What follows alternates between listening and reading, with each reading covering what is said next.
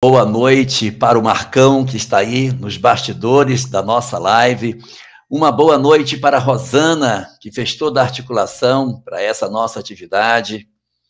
Uma boa noite para a Mariana e para o Joel, que fazem esses momentos de arte da nossa noite de hoje.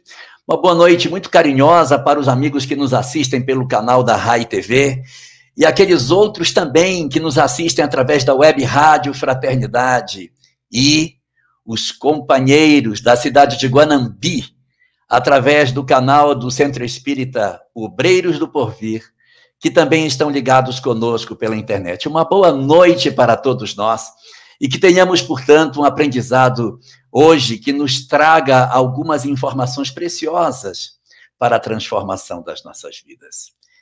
Talvez porque um dos temas mais fantásticos, um dos temas mais fortes e impressionantes que a doutrina espírita possui, seja o tema que nós iremos abordar na noite de hoje. O tema que fala sobre as descobertas que o Espiritismo nos apresenta sobre a vida e sobre a morte e as consequências do entendimento do que seja o existir na visão da doutrina espírita. Isto porque, quando a morte nos colhe nos seus braços e nós, por algum motivo, temos que exercer, de acordo com aquilo que a lei estabelece, a nossa volta, o nosso retorno à pátria espiritual, quando é chegado o nosso momento de voltar à vida como espírito, quando acontece isso conosco e que vai acontecer com todas as pessoas, nós somos surpreendidos por 7 descobertas que nós realizamos quando chegamos no mundo espiritual. Atravessar a fronteira da chamada vida para a chamada morte é descobrir que as nossas concepções de existir estavam profundamente equivocadas.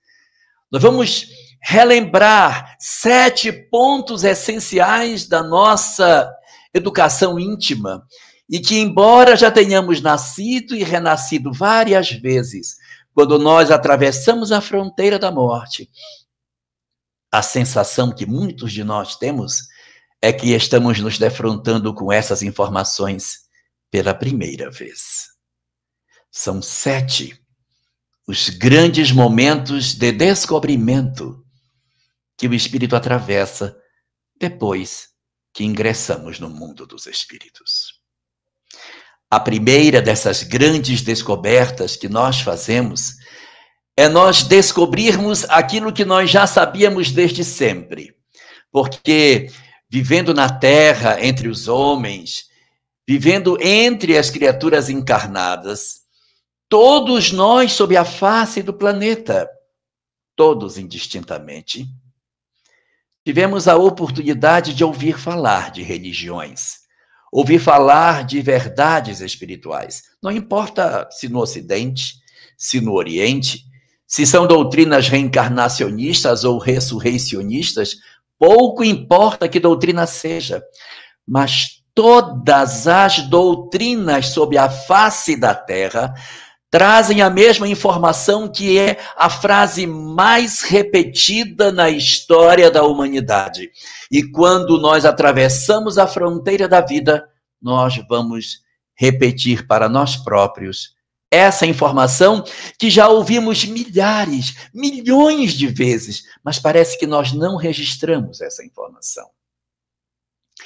A grande descoberta, a primeira das 7 redescobertas ao chegarmos ao mundo dos espíritos, é relembrar que a vida continua. Alguns de nós esquecemos que somos espírito. Pensamos que somos apenas carne e, por isso, retornar ao mundo espiritual nos traz uma surpresa muito grande, quando não deveria trazer. Porque essa informação nós já deveríamos ter. Mas quantos de nós nos surpreendemos de maneira muito forte ao percebermos que estamos do lado de lá da vida e que o corpo era apenas uma vestimenta e que nós continuamos como nós éramos. A primeira das grandes descobertas é que a vida continua. Daí, logo após essa primeira mudança, essa primeira percepção, eu mudo para o mundo dos espíritos e me vem a primeira grande descoberta que vai começar a mexer dentro de mim. A primeira grande mudança de conceitos que eu vou fazer é descobrir que eu sou um espírito. Daí vem a segunda. A segunda é descobrir que não é porque nós morremos que nós nos transformamos em coisa diferente do que nós éramos. A morte não tem o condão de transformar a nossa intimidade. É uma ilusão nós acharmos que nós somos ansiosos, depressivos, angustiados do lado de cá, e se nós desencarnarmos, pronto, passaremos a ser almas redimidas, sublimadas. Lê do engano. Nós não nos modificamos com o fenômeno da morte. Nós podemos mudar com o tempo no mundo espiritual, sem dúvida, mas a simples transição do mundo físico para o mundo espiritual não nos converte em espíritos superiores, não altera a nossa condição de conhecimento espiritual, não muda dentro de nós os valores e conceitos que nós temos sobre a vida. Portanto, dentro da ótica que o Espiritismo nos oferece, essa é a segunda grande redescoberta que nós fazemos. Meu Deus, eu continuo como eu era. Quem era egoísta tende a continuar egoísta. Quem era caridoso tende a continuar caridoso. Nossas almas não se transformam. Por isso, ninguém se torna espírito luminoso apenas por haver transposto a condição que nós chamamos de fronteira entre a vida e a morte. A terceira descoberta que nós fazemos, a terceira redescoberta nossa, é relembrarmos que, ao contrário do que nós podemos pensar, nós não teremos nenhum tipo de julgamento, não haverá um tribunal de juízes externos para estabelecer uma condenação a nós. Nós vamos procurar esse tribunal, mas ele não existe. Não existe, na ótica da doutrina espírita, um momento após a morte no qual nós somos levados a algum local onde a lei, Deus e seus representantes irão estabelecer uma sentença para nós. Não.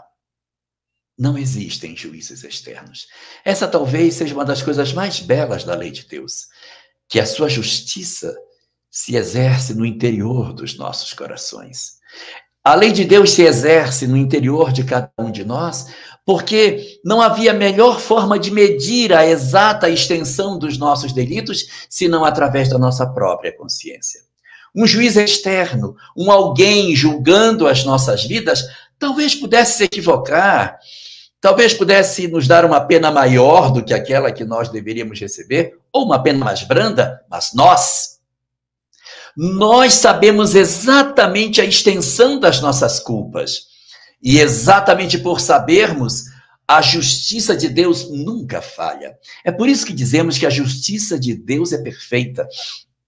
Porque ela não é exercida por ninguém fora de nós, mas somos nós, dentro de nós próprios, consultando a lei de Deus que está prevista dentro de nós, conforme fala a questão 621 de O Livro dos Espíritos, quando assevera que a lei de Deus está toda dentro da nossa consciência, que a partir do momento em que nós vamos descobrindo as nossas faltas, nós vamos revendo os nossos conceitos e reavaliando as nossas condutas, nós vamos descobrir que, apesar de não existir juízes externos, há um julgamento.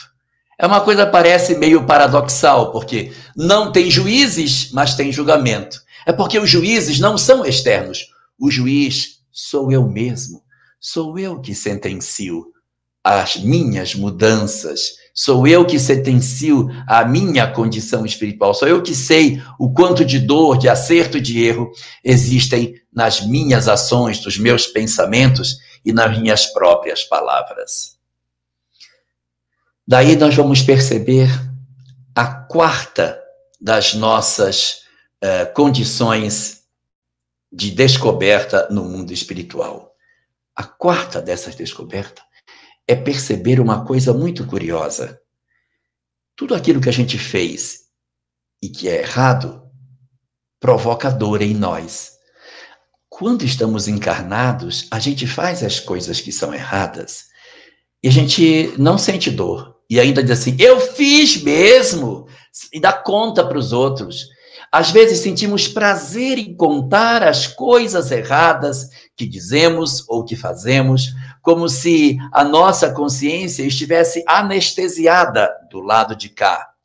Isso acontece porque a compreensão da vida imortal não existe.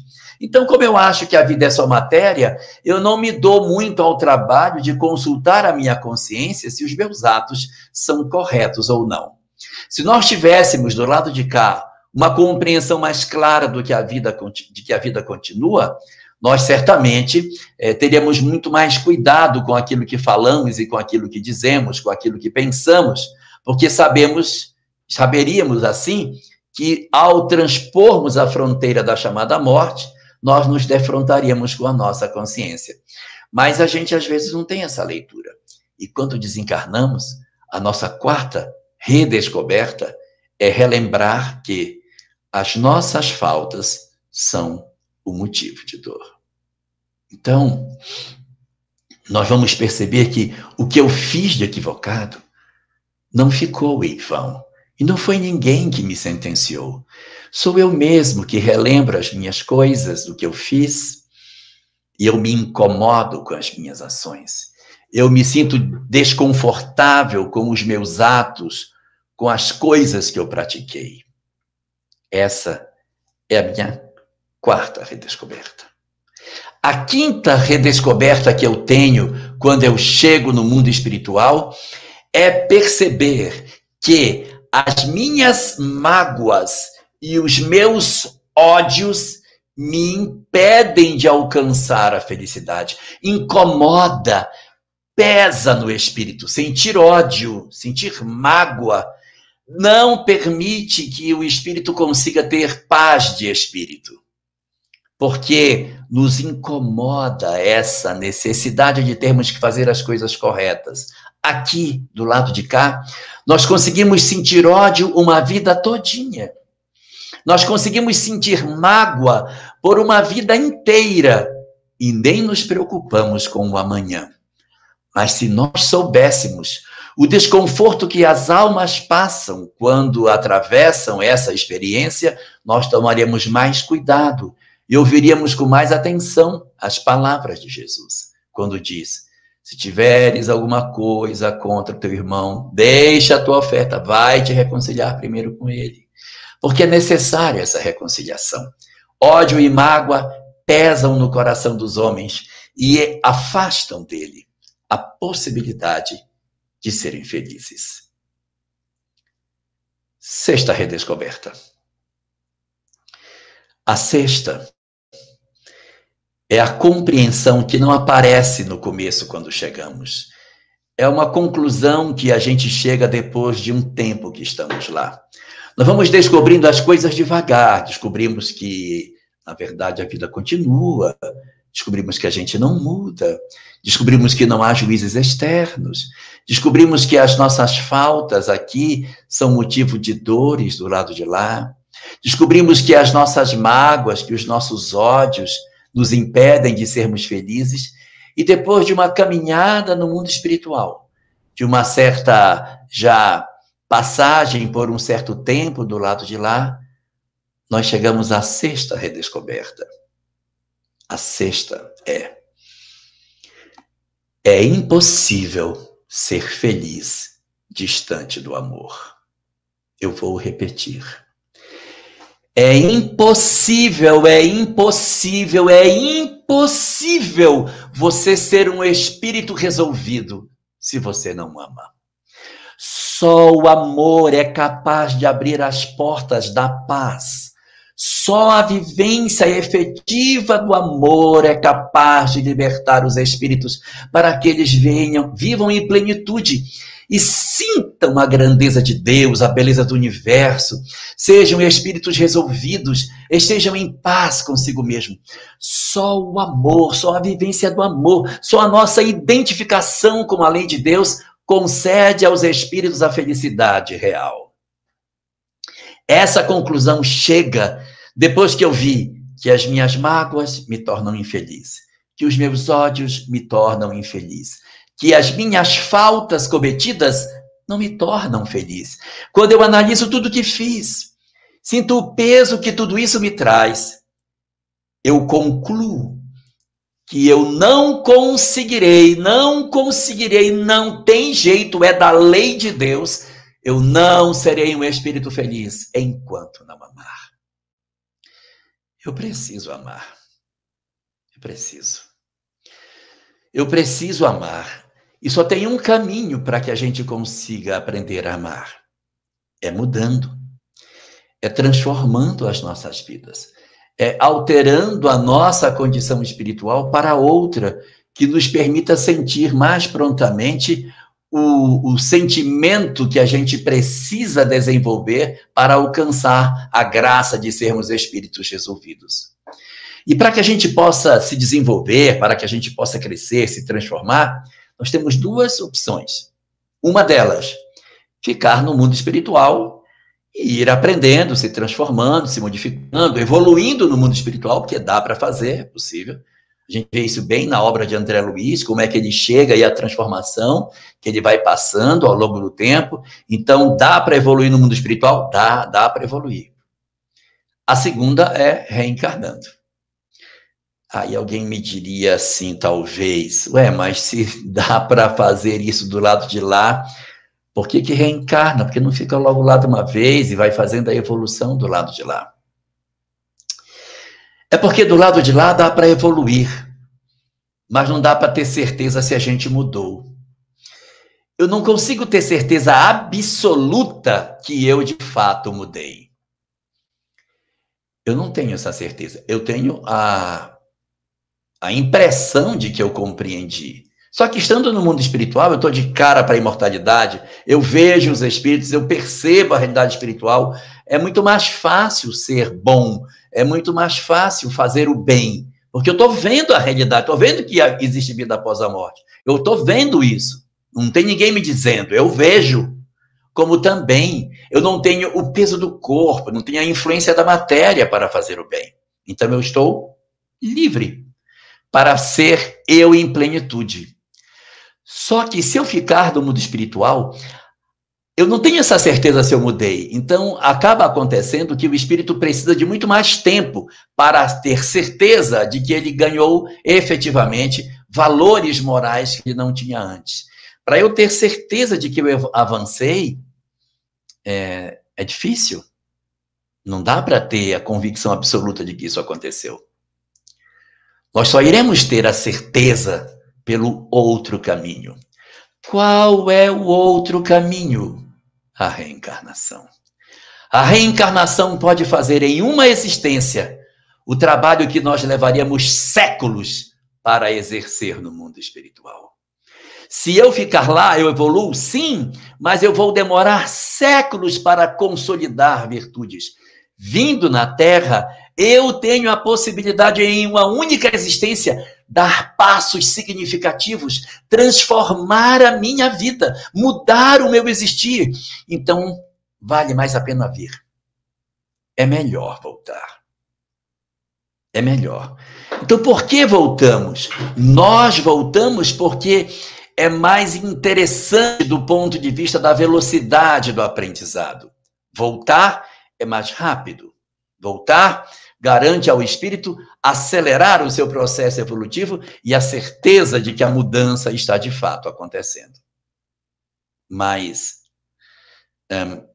para que a gente vai voltar? Porque se volta é pela necessidade de acelerar. E qual o objetivo? Para que eu volto? O que é que eu venho fazer na Terra? Sinteticamente, o Espiritismo diz que nós voltamos à Terra, voltamos a renascer para 3 coisas. Aprender coisas novas, nos reeducar naquilo que fizemos de errado e, terceiro, oferecer exemplo às pessoas.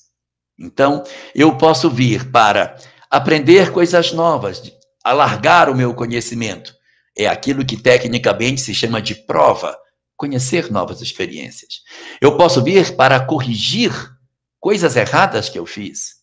Isso se chama expiação. Reencontrar histórias do passado no hoje. Reviver coisas do ontem, agora. Pisar pelas mesmas trilhas.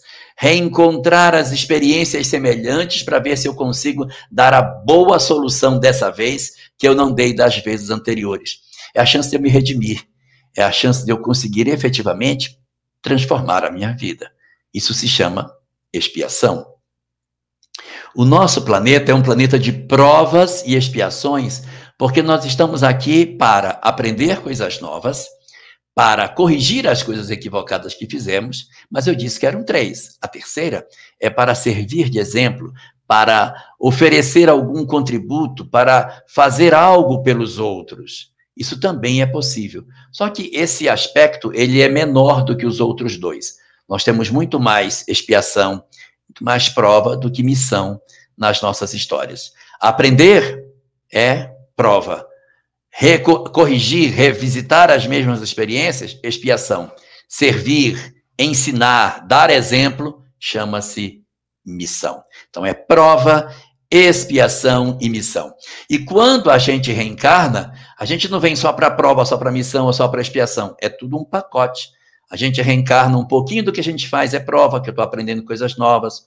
Uma parte do que eu sou é expiação, porque eu estou experimentando coisas para me resolver, estou revendo experiências que eu já tive, mas que eu não me saí bem. Então são as expiações. E tem a missão também que a gente exerce durante a vida. Alguns poderão dizer, mas missão? Que missão que eu tenho na Terra? Ué, não é pai? Não é mãe? Quem for pai e for mãe já tem missão, porque tomar conta de um serzinho é uma missão extraordinária, é uma responsabilidade, em que você exerce aquilo com afeto. Se você exerce a sua condição de paternidade ou de maternidade e se entrega com amor ao que você faz, é exemplo. Você está se doando a alguém, é exemplo. Quando eu faço uma atividade profissional em que eu me entrego por amor, é exemplo. Mas se eu for ser pai ou mãe com ódio, com raiva, não é exemplo. Aí já não é mais missão, está na outra condição. Se eu exerço a minha atividade profissional com raiva, com ódio do que eu faço, então não é também mais uma condição de missão. Missão é só aquilo que eu faço com muito prazer. Cuidar de netos, ver netas, poder estar batendo fotos das netas, né, Beth? E aí a gente poder curtir, saborear isso, é muito gostoso. Então isso indica para a gente que não é um processo expiatório. Então a gente tem missão, expiação e prova numa mesma existência. E aí nós vamos efetivamente trabalhar a nossa individualidade. E aí, como eu disse que eram 7 as experiências que nós iríamos viver, e até agora eu só falei de 6, está faltando a última. A última é que depois de tudo isso descoberto, dessa necessidade de vir de tudo, vem a última. A última não é fácil voltar. Não é fácil. Não é uma coisa assim que eu diga, olha, eu estava pensando, eu acho que amanhã eu vou reencarnar. Não funciona desse jeito. A gente não reencarna igual pega um ônibus. A reencarnação de um espírito passa por um processo longo de programação. Quanto mais evoluído é o espírito, mais longo é o planejamento que esse espírito vai passar para poder ser bem útil à sua reencarnação, para que todas as condições que precisam existir para que ele aproveite estejam todas à mão. Então, antes de nós renascermos, a gente tem que passar por um período para conseguir garantir maior êxito na tarefa. Se a gente fosse assim, olha, eu estou aqui conversando, mas sabe, me deu uma vontade de reencarnar, eu acho que eu vou amanhã. Em qual família? Em que condição? Para viver aonde? Não pode ser desse jeito. Exige uma preparação para que isso aconteça. Então, os espíritos, quando tratam dessa discussão do nosso retorno após essa 7ª descoberta de que não é tão fácil retornar assim, quando nós alcançamos esse 7º momento de percepção no mundo espiritual, a gente diz, puxa, não é fácil. Então, eu preciso, não tem outro jeito, eu tenho que me programar, eu tenho que me preparar para vir. Então, é preciso que a gente, quando percebe que precisa vir, passe por um período de preparação. Esse período varia de indivíduo para indivíduo, não é igual para todo mundo. Mas ele só acontece depois que a ficha cai. Enquanto eu chego no mundo espiritual, eu acho que está tudo bem. Não, eu fiz aquilo, mas estou certo e tal. Não vai voltar. Porque a volta, ela só é lógica se eu estiver movido do desejo de mudança. Eu digo, Senhor, eu não me suporto mais. Eu não aguento relembrar o que eu fiz. Eu tenho vergonha do que eu realizei. Agora eu entendi, eu posso fazer melhor. Me deixe voltar. Eu quero corrigir o que eu faço. Isso parece muito com um artista. De repente, você tem um artista que ele vai fazer um número, vai subir no palco, fazer um número e está meio nervoso. Aí, quando ele entra, ele está nervoso. Quando ele toca, ele erra as notas, ele faz bobagem, e aí ele se sente que ele errou, fica constrangido. Mas aí, no final da música, ele já está calmo, já passou a adrenalina, ele já está bem. Aí ele tem que sair. Ele diz, puxa, mas agora que eu acalmei, deixa eu entrar de novo, que agora eu estou calmo. Agora, se eu voltar, eu faço. Agora não. Espere o próximo show. Agora não dá para voltar. A mesma coisa acontece com o espírito. Não dá para voltar quando quer voltar. Você tem que fazer uma preparação para o retorno. Essa preparação para o retorno, ela exige primeiro uma reflexão profunda sobre quais são as minhas necessidades. Eu não posso retornar enquanto eu não fizer o processo de descobrimento de quais são as minhas faltas. Por isso que é tão importante um autoconhecimento. Porque se você não fizer o autoconhecimento aqui, você vai fazer o autoconhecimento lá. Porque sem autoconhecimento aqui ou lá, não dá para voltar. Você tem que se autoconhecer para facilitar o tempo de retorno. Quem não fez o processo de reflexão sobre si mesmo, identificando suas faltas, suas falhas aqui, quando chegar no mundo espiritual, vai passar por uma experiência na qual terá que despertar para as fragilidades que possui, no sentido de encontrar experiências que despertem em nós as virtudes que ainda não temos e que abra para nós a possibilidade de nós entendermos o que de fato viemos fazer do lado de cá. No livro Voltei, de Irmão Jacó, isso é bem nítido. Ele não fez nada de autoconhecimento durante a vida física. E tem um momento lá no livro em que ele é convocado para uma reunião para dizer a ele aquilo que ele é e que ele nunca conseguiu perceber. Então, os espíritos aparecem para dizer a ele as coisas sobre ele mesmo que ele nunca tinha percebido sobre ele próprio. Isso faz parte do processo de autoconhecimento. Não estou dizendo que com todo mundo vai ser desse jeito, mas é preciso que a gente tenha esse momento de cair em si, que a gente tenha esse momento de entender quais são as nossas faltas, para que a gente diga, preciso mudar nisso aí. Esse é meu calo. Por que foi que eu caí na vida, nessa existência? Eu tropecei porque eu sou orgulhoso, ó, bem aqui, ó. Então eu tenho que analisar a minha existência e ver qual foi a imperfeição moral que fez eu tropeçar bem aqui. Orgulho. E ali, vaidade. E aí eu vou percebendo aonde estão as minhas faltas, para que eu consiga, a partir da identificação das faltas, fazer uma programação mais arrumada, para que eu consiga ter mais sucesso. Então, a primeira coisa, quando a gente decide voltar, é fazer a nossa ideia do que a gente se conhecer. Então, eu tenho que me autoconhecer. Só que, lembrem, isso só acontece depois que o espírito diz, meu Deus, eu preciso voltar. Enquanto não chegar esse momento, nem adianta pensar nisso. Eu tenho que chegar naquela que eu digo, meu Deus, que sou eu? Preciso de ajuda, preciso voltar, preciso me corrigir. Quando chega nesse quadro, quando eu sinto que eu sou uma alma que fali, está na hora de começar a se programar. Aí, primeira etapa, autoconhecimento. Preciso descobrir quais são as minhas imperfeições. Preciso saber aonde foi que eu errei, o que foi que eu fiz de errado, quais foram as minhas faltas. Parte número 2. Depois que me autoconheci e descobri, eu percebo, eu errei aqui, ó. Eu errei como mãe. Eu era uma mãe muito desleixada. Eu era um pai muito desleixado. Eu era uma pessoa extremamente agressiva. Então, eu tenho, depois desse período de reflexão, a descoberta de quais são as minhas faltas. Aí vai para a fase 2. A fase 2 é a preparação do indivíduo para que ele possa vir. O que seria essa preparação? É você ter a chance de refletir sobre o que você fez para não cometer as mesmas faltas. Então, você foi uma mãe que não foi zelosa, o que se deve fazer com uma mãe que não foi zelosa? Eu preciso dar a ela instruções novas. Porque se os espíritos erram e você diz, olha, você errou, volta e faz de novo, vai errar de novo. É como se fosse um aluno, fez a prova, está errado. Rasga, toma, faz de novo. Ele vai errar de novo, porque ele não sabe. Ele tem que ter uma nova instrução para que ele volte para a prova e faça a prova melhor do que ele fez.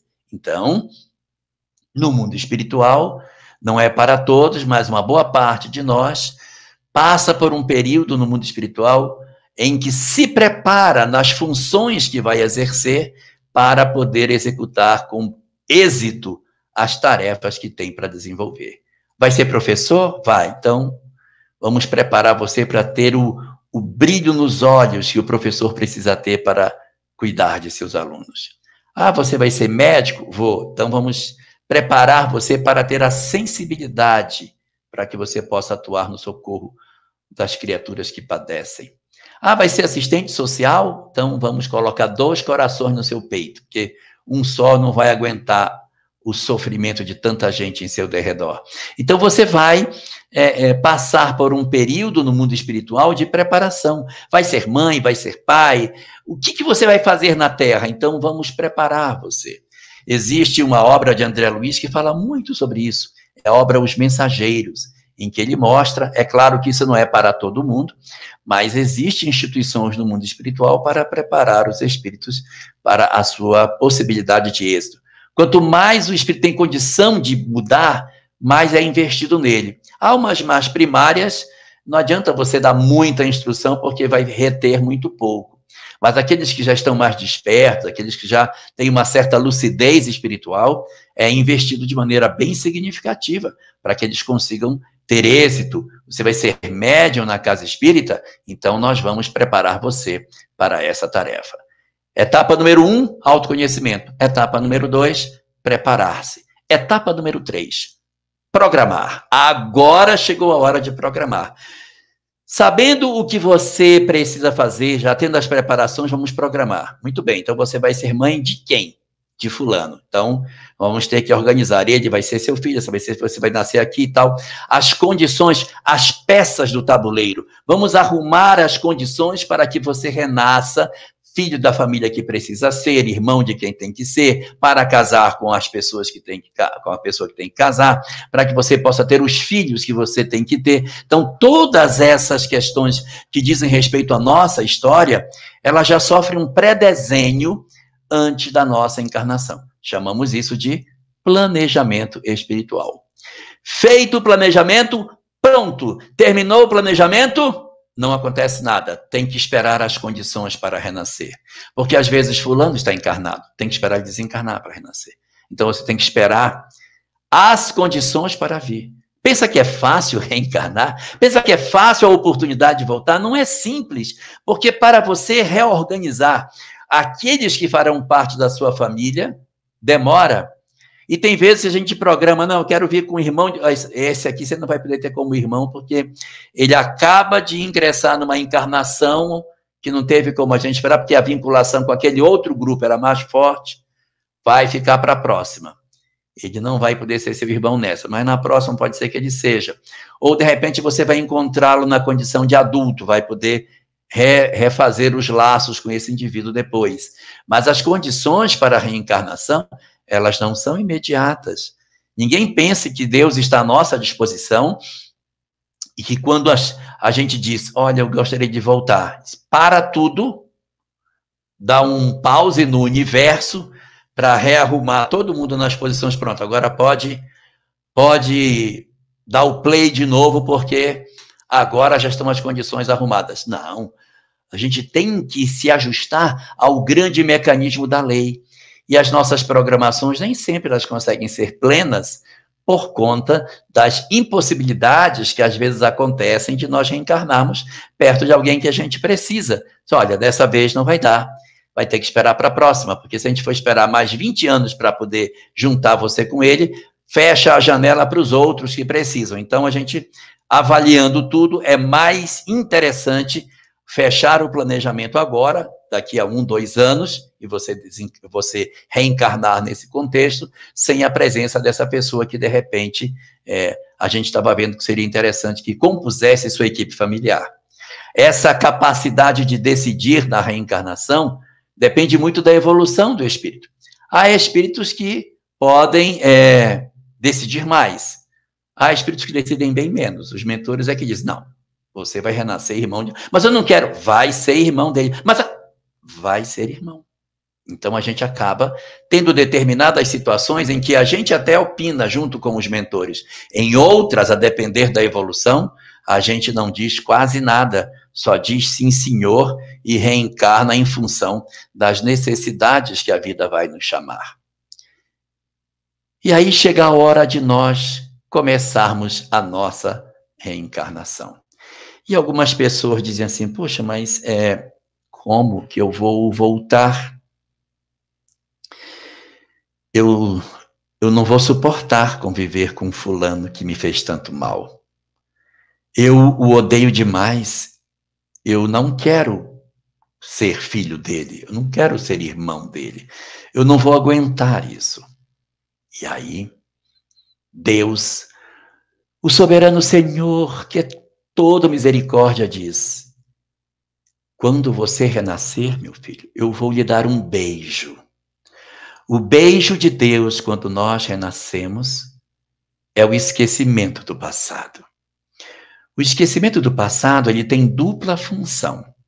Primeira, fazer com que a gente esqueça o mal que fizeram para nós, para que a gente possa conviver ao lado de pessoas dentro do grupo familiar que a gente teve como inimigo no passado e que agora renasce como primo, como irmão, como tio, como pai, como mãe, como filho. Essas pessoas que a gente odiou tanto, elas podem renascer nessas condições. Ou pessoas que nós tivemos mágoa, um amor magoado, eu amei tanto fulano e ele me apunhalou pelas costas. A mágoa, ela tem uma função diferente, porque a mágoa tem a ver com o amor que ficou ferido. A mágoa é o amor que adoeceu, que se entristeceu em função de um golpe que não esperava receber. A mágoa, muitas vezes, resulta em reencontros no futuro, na forma de marido e mulher. Não precisa ficar preocupado. Ninguém precisa ficar preocupado. Não é obrigatório que você tenha que reencontrar com a pessoa da qual você tem mágoa, mas aumenta a chance. Aumenta as chances. Agora, se você não quer reencontrar com a pessoa que lhe magoou, eu tenho uma solução espetacular. Perdoe. Se você perdoar, você dissolve o vínculo e a chance de reencontrar fica bem pequenininha. Mas se tiver mágoa da pessoa que lhe feriu o coração, a chance de reencontro aumenta. Talvez não venha como marido, pode vir como filho, pode vir como irmão. Filho, de vez em quando vem, que aí ela dá uma torcidinha na orelha dele, de vez em quando, para educar o menino. Então, a mágoa, ela atrai os espíritos. E o ódio também. Agora, não dá para você casar com uma pessoa que você tem ódio. Você tem uma pessoa que lhe roubou, lhe destruiu, acabou com sua vida, jogou você na miséria, destruiu sua vida. Aí na outra casa, não, eu casei com ele. Não vai casar, é lógico. Não tem como você casar com uma pessoa que você odeia. A gente pode casar com a pessoa que a gente ama do ontem, que reencontra, ou que tem mágoa, porque a mágoa, no fundo, é uma cobertura sobre um amor que está enfermo. Então, nessas condições, nós vamos ter o esquecimento do passado, porque o esquecimento do passado vai fazer com que a gente esqueça aquilo que os outros nos fizeram.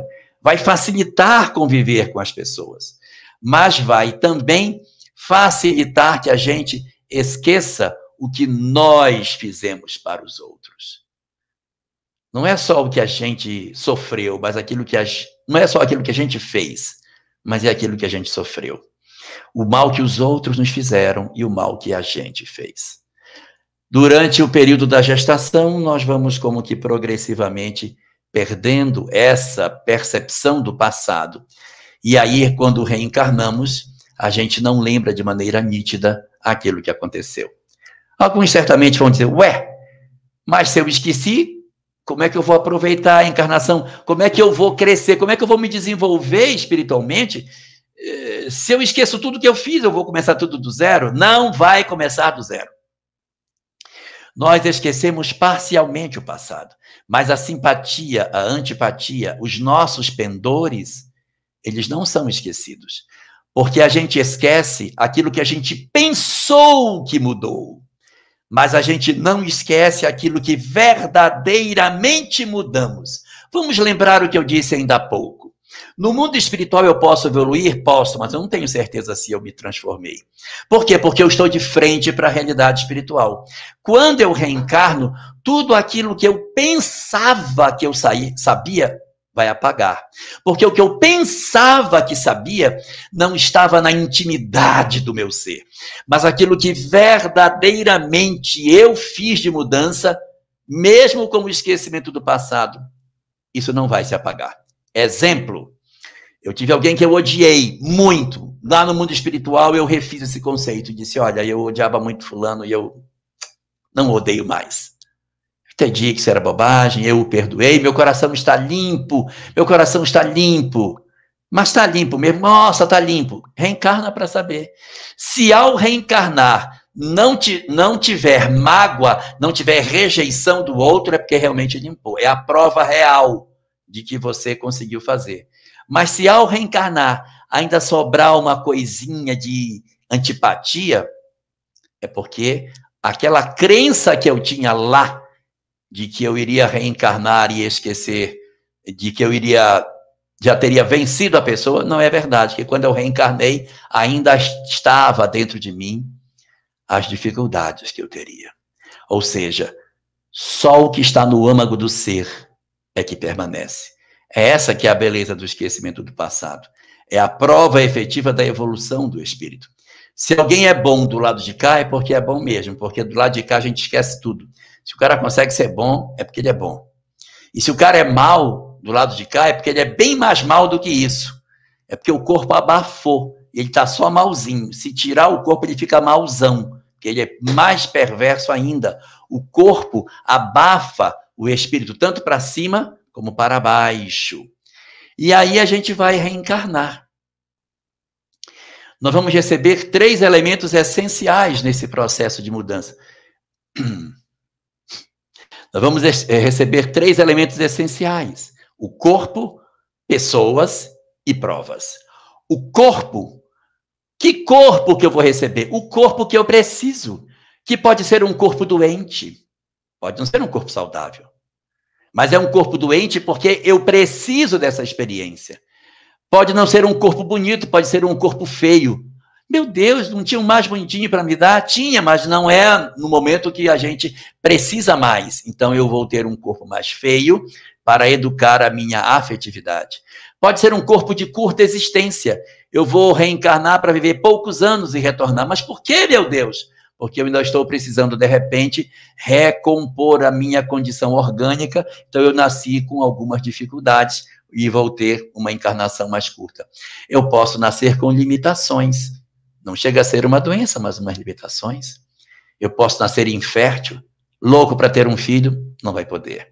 Eu posso nascer com limitações físicas, uma surdez, posso nascer com uma cegueira, com uma limitação de locomoção. Eu posso ter limitações no corpo, não é doença, mas é uma limitação que ele traz e que, de certa maneira, é o corpo mais adequado às necessidades que eu preciso. E além do corpo, o segundo elemento com o qual eu vou lidar são as pessoas. Eu vou encontrar 3 tipos de pessoas. Pessoas novas, que eu não conhecia do passado. Essas pessoas eu vou ter que rever. 2, eu vou reencontrar meus antigos afetos do ontem, meus amores, que vão encontrar comigo, e meus desafetos. Eu lamento dizer, mas odiar é marcar encontro no futuro. Se você odeia alguém ou tem mágoa de alguém, fique tranquilo, você vai reencontrar essa pessoa no futuro. Ah, não quer? Então solte o cidadão. Perdoe, faça um esforço para tirá-lo do peito, porque se você não fizer isso, a tendência é que esse indivíduo retorne para perto de você e, às vezes, dentro do nosso lar. Então, a gente precisa ficar atento atento para não passar por experiências desnecessárias. Quanto mais eu odeio, quanto mais eu tenho problema de relacionamento, mais complicada será a minha família no futuro. O que é bastante lógico. Se a minha família de hoje é fruto do passado, a de amanhã é fruto do hoje. Se eu cultivar muito desamor, aguarde. A próxima equipe familiar vai ser bem complicadinha. E só depende da gente decidir qual é a família que a gente quer. Então, quando nós estamos para reencarnar, nós temos o corpo, pessoas e as provas. Que provas? Provas no corpo físico, meu corpo doente, com dificuldade, prova física. 2, provas afetivas. Físico é saudável, mas ninguém me ama, ninguém me quer, quem me quer eu não quero, e quem não me quer mandei embora. Ou seja, você que vive numa situação de dor afetiva muito grande, não se ajusta afetivamente. 3, problemas da ordem social. Eu socialmente não me adapto, moro num local que eu não quero, numa cidade que eu não quero, exerço uma profissão que eu não gosto, tenho uma dificuldade muito grande de me inserir na sociedade, eu não sei ir para os lugares, eu odeio o mundo que eu vivo. Problemas sociais. E uma última, os problemas econômicos. Vai fazer tudo que puder, não vai conseguir equilíbrio econômico. Se a gente bem perceber, para ser bastante otimista, isso é só uma fase, gente, porque a encarnação é só um período curto. É fase, F-A-S-E, fase. F de físico, A de afetivo, S de social e E de econômico. É só uma fase. Por pior que seja o corpo, por pior que seja o relacionamento afetivo, por pior que seja tudo isso, por pior que seja a vida social e econômica, é só uma fase, uma hora vai acabar. E a gente, compreendendo que somos espíritos imortais, isso pega uma visão completamente diferente.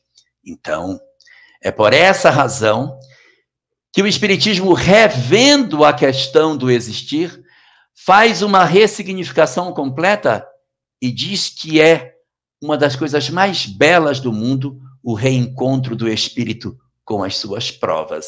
É por isso que é tão bonito para a ótica da doutrina espírita o reencontro do espírito com as necessidades que ele possui. É isso que justifica a frase que Allan Kardec colocou no capítulo 5º do livro O Evangelho segundo o Espiritismo. Bem-aventurado os aflitos. E é um capítulo bem curioso, sabe? Porque essa frase não é do Evangelho, ela não existe lá. Em nenhum momento Jesus disse bem-aventurados os aflitos. Ele, na verdade, sintetiza nesse capítulo a dor do homem, as diversas dores. Então, bem-aventurados os aflitos, no seguinte, bem-aventurados os que sofrem. Mas como que pode ser bem-aventurado o que sofre? Como que isso pode ser lógico de se dizer se sofrer é ruim, se sofrer dói? É porque a doutrina espírita tem uma revisão do conceito do que seja a dor. Ela tem uma proposta de ressignificação em que antes, quando a gente não sabia da reencarnação, o que era a dor?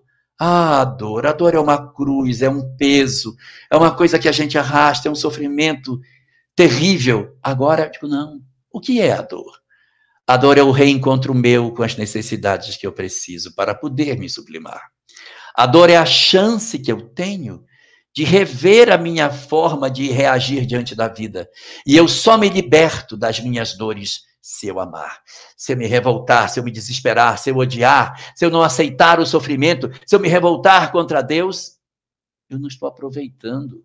O sofrimento, na verdade, é a grande oportunidade que a gente tem de se analisar e dizer, se eu passo por isso, existe uma questão para eu aprender.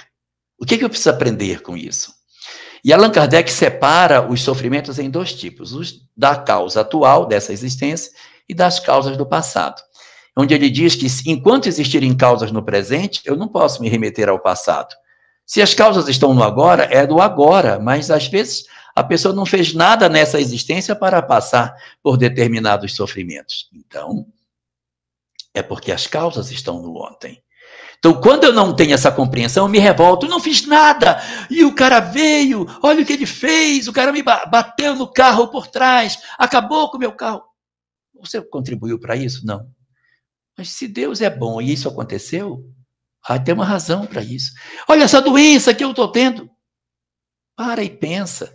As aflições que a gente passa no mundo, se nós contribuímos para ela, ela é o resultado do que a gente fez. Se eu não contribuir, é porque eu não contribuí hoje, mas elas têm uma razão para acontecer.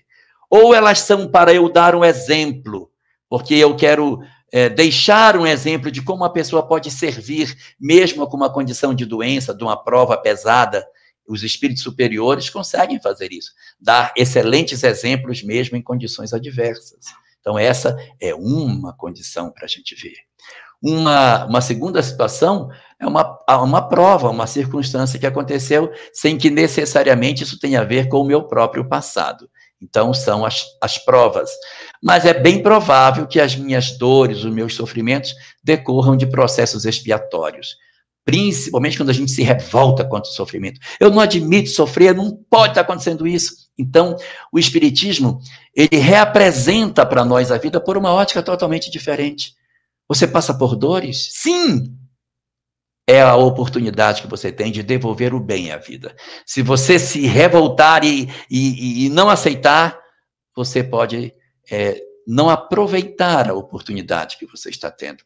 O mais importante diante da prova é eu refletir por que ela acontece e crescer com ela. Porque o sofrimento em si, ele não é motivo de evolução. O que faz evoluir é o aproveitamento do sofrimento. Aquilo que os espíritos chamam de o bem sofrer. Então você vai aproveitar o sofrimento. Aproveitar as experiências é que vão fazer com que a gente, de fato, cresça com elas. Porque é muito difícil nós experimentarmos sofrimentos na Terra sem termos a compreensão que o Espiritismo nos apresenta. Nesse capítulo, o Bem-aventurados os aflitos, Allan Kardec apresenta 4 dramas que os homens possuem: a depressão, a loucura, o suicídio e a perda dos entes queridos. Que dor existe por trás disso? Sem uma leitura espiritual do que seja a depressão, do processo obsessivo, das complicações espirituais que a gente tem, fica difícil de entender. O Espiritismo vem e nos descerra um horizonte novo. Com relação à loucura, a mesma coisa. Se você não entende por que às vezes as pessoas parecem loucas, é porque não sabe o que é a obsessão. E quando nós temos a compreensão dessas questões, fica mais fácil a gente entender as pessoas que às vezes renascem no nosso lar para que nós juntos consigamos ajudar o outro. Porque o drama familiar é de todos, não é de uma pessoa só. Com relação ao suicídio também, o Espiritismo vem trazer contribuições excepcionais. A primeira delas é que os suicidas também terão a oportunidade de serem espíritos redimidos. Em nenhuma obra espírita encontramos justificativa para o suicídio. Nada justifica, nada. Ele só agrava a situação do espírito, ele só complica a situação do espírito. Nenhum espírito que se suicida fica bem no mundo espiritual, nenhum. Mas isso não significa que sejam almas perdidas. Ao contrário, eles são cuidados, guardados, ficam ali sendo tutelados pelos bons espíritos para que eles retomem o seu processo de aprimoramento espiritual. Todos nós teremos que nos aprimorar espiritualmente, teremos que passar por experiências que nos capacitem a encontrarmos o amor e sermos felizes. Essas entidades que são suicidas, nossos filhos que se suicidaram, não são almas perdidas. Eles vão encontrar a possibilidade de retomar a sua história e serem espíritos felizes. Talvez, em função do que fizeram, a gente tem a dificuldade de poder reencontrá-los, porque a distância entre nós pode ficar um pouco maior. Mas eles retomam a história, seguem o seu caminho, se refazem de suas dores e seguem na direção do progresso também. Eles estão marcados, como todos os outros, para sermos espíritos felizes. Então, eles também não vão mudar dessa regra. O fato de haver acontecido o suicídio pode atrasar a felicidade deles, mas eles, assim que conseguirem se reorganizar, vão encontrar as experiências, as encarnações, os dramas, as dificuldades, para que eles se coloquem de pé e sigam na direção do progresso. E a perda dos entes queridos? Ah, que dor! Certamente a mais difícil de todas as dores que a criatura humana passa na Terra. Mas o Espiritismo, com sua imensidão de palavras de consolo, apresenta para nós uma série de informações preciosíssimas. A primeira delas é que os nossos entes queridos vivem, que a morte não foi capaz de destruí-los e que nós iremos nos reencontrar logo que Deus assim permita. Então, a consolação que advém de nós sabermos que os nossos entes queridos estão vivos é um instrumento de consolação extraordinário para que as nossas dores sejam aplacadas dentro do nosso coração. Nós vamos, assim, a partir da releitura que o Espiritismo nos apresenta, termos uma visão completamente diferente do que seja a felicidade. Antes, como a gente achava que a vida era só matéria, queríamos ser felizes no mundo, ser felizes com as coisas que o mundo oferece. Mas, com a leitura que o Espiritismo nos dá, nós vamos olhar para a dor e dizer, ela é a possibilidade que eu tenho de me sublimar. A dor como sendo a oportunidade do progresso. Não que a gente vá querer tormentos voluntários, não que nós queiramos puxar o sofrimento para nós, que isso não tem valor. Mas se a dor nos alcança, nós temos que refletir sobre ela para poder crescer, para descobrir que a felicidade não é desse mundo. A felicidade não é daqui, é do mundo espiritual. É uma ilusão querer buscar a felicidade desse lado. Nós temos que nos preparar para isso, para não nos iludirmos. Porque às vezes a gente procura a felicidade do lado de cá, mas na verdade a felicidade que a gente está buscando é só ilusão. Ela no fundo, é a desgraça real.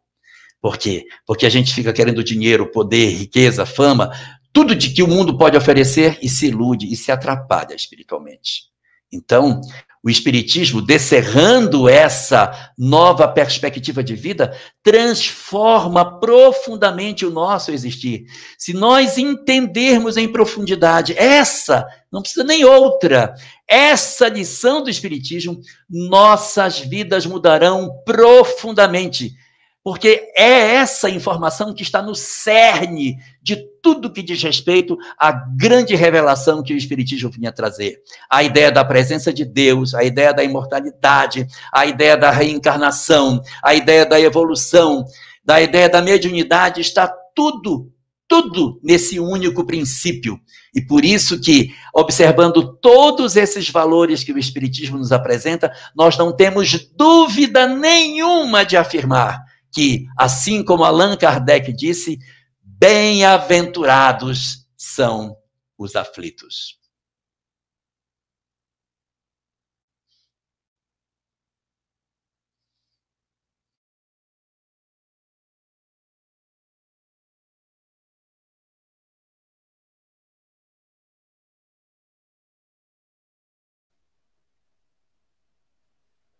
Muito obrigada, Elahá, pelas tão profundas reflexões de hoje.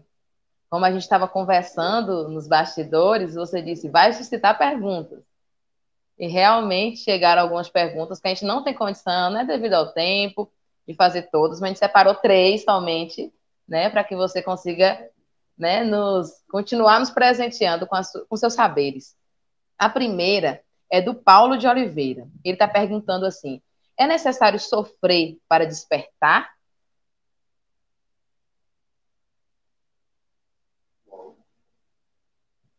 Não é necessário sofrer para despertar. A questão 120 de O Livro dos Espíritos assevera que a gente não precisa passar pelo mal, ou seja, pelo sofrimento, mas sim pela fieira da ignorância. Nós temos 3 maneiras de aprender. A primeira, com o próprio sofrimento, que seria essa. Eu tenho que passar pelo sofrimento para aprender. Essa é uma. A segunda, eu aprendo com o sofrimento do outro. Eu vejo e digo, ixi, eu não quero isso para mim, não. E aí, como eu vi que aquilo não é bom, eu não passo. E a terceira, não é nem com o meu sofrimento e nem com o sofrimento que eu vejo dos outros. É com a instrução que alguém me passa. Jesus diz, amai os vossos inimigos. E isso pode ser motivo suficiente para que eu mude a minha vida. Eu não mudei, eu posso mudar vendo o que o desamor e o ódio provocou na vida de outra pessoa. Eu digo, eita, eu não quero isso para mim. Ou então, se eu não aprendi com o que Jesus disse, nem vendo o que aconteceu com alguém perto de mim, eu vou aprender com a minha própria experiência. Mas não é necessário sofrer para evoluir. Nós precisamos passar pela fieira da ignorância. e não pela fieira do mal. Escolha. A próxima pergunta que a gente gostaria que você facilitasse para a gente, né, esse entendimento, é da Rita Silva Lima. Ela está perguntando assim: todos que estamos vivendo essa situação pandêmica, podemos nos considerar aflitos para sermos bem-aventurados? Na verdade, nós estamos não como aflitos, nós somos os convocados para a mudança do mundo. Nós não podemos observar como se nós estivéssemos dentro de um caldeirão de sofrimento. Nós temos que entender que nós estamos convocados por Deus para sermos os disseminadores da paz. Eu pergunto a você, Nailza, quem na Terra tem melhores condições de ajudar a humanidade a atravessar esse período? Quem não sabe da imortalidade ou quem sabe da imortalidade? Então, nós detemos não somente a informação da imortalidade, nós detemos a certeza da imortalidade. Isso é completamente diferente. Então, nós temos uma doutrina que nos fala da imortalidade e que nos fala da caridade. Olha a convocação que a gente tem.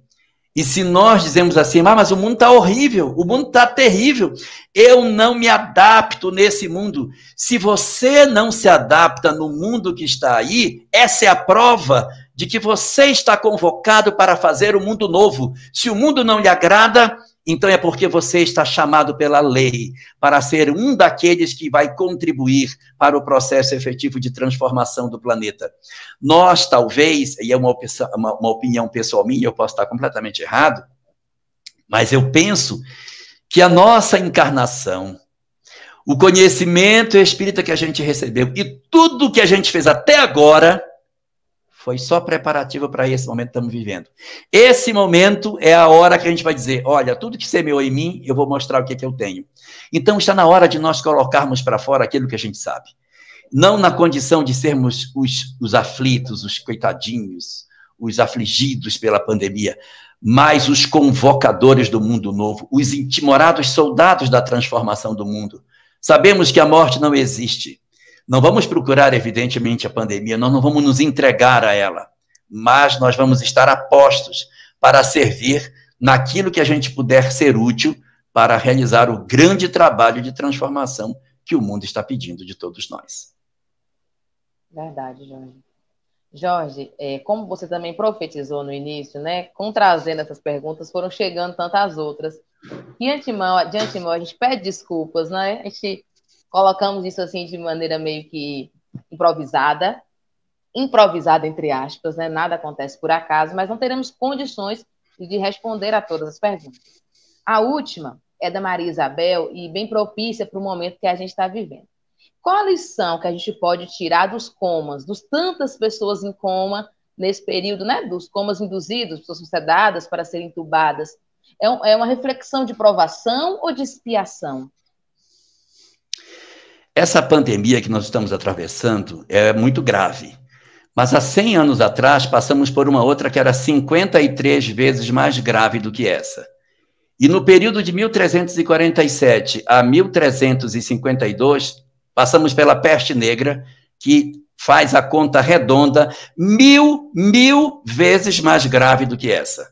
Então essa não é a primeira pandemia, essa não é a primeira vez que a gente atravessa isso, já vivemos outras pandemias. A pandemia de um século atrás, essa que foi 53 vezes mais grave, ela aconteceu no último dia da Primeira Guerra Mundial. Pense, 5 anos de guerra, pandemia no final da guerra e 20 anos depois a Segunda Guerra Mundial. Foi isso que a geração anterior experimentou. E eles sobreviveram a isso. O que falta para nós é a gente estar firme diante dos fenômenos que a vida nos pede para viver, não se apavorar diante das coisas. Agora, o volume de pessoas que estão no coma não significa dizer que nós estamos indo para o caos, porque nós já vivemos experiências bem mais graves do que essa.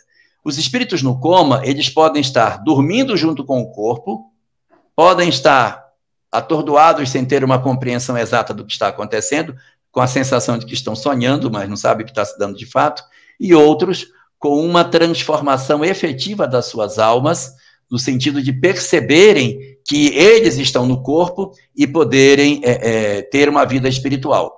Aí você pergunta, o que a gente vai aprender com isso? Você quer saber? Analisa comigo, quando uma pessoa vive uma experiência de quase morte e ela volta, você já viu como ela muda a vida dela? Ela muda, ela diz, não, eu mudei, e antes eu dava tanto valor, acho que eu não vou mudar mais. O que não farão 1 milhão de pessoas que foram na porta do túmulo e voltaram? Às vezes a gente fica esperando espíritos superiores que vão vir transformar a Terra. Talvez não sejam eles os grandes transformadores.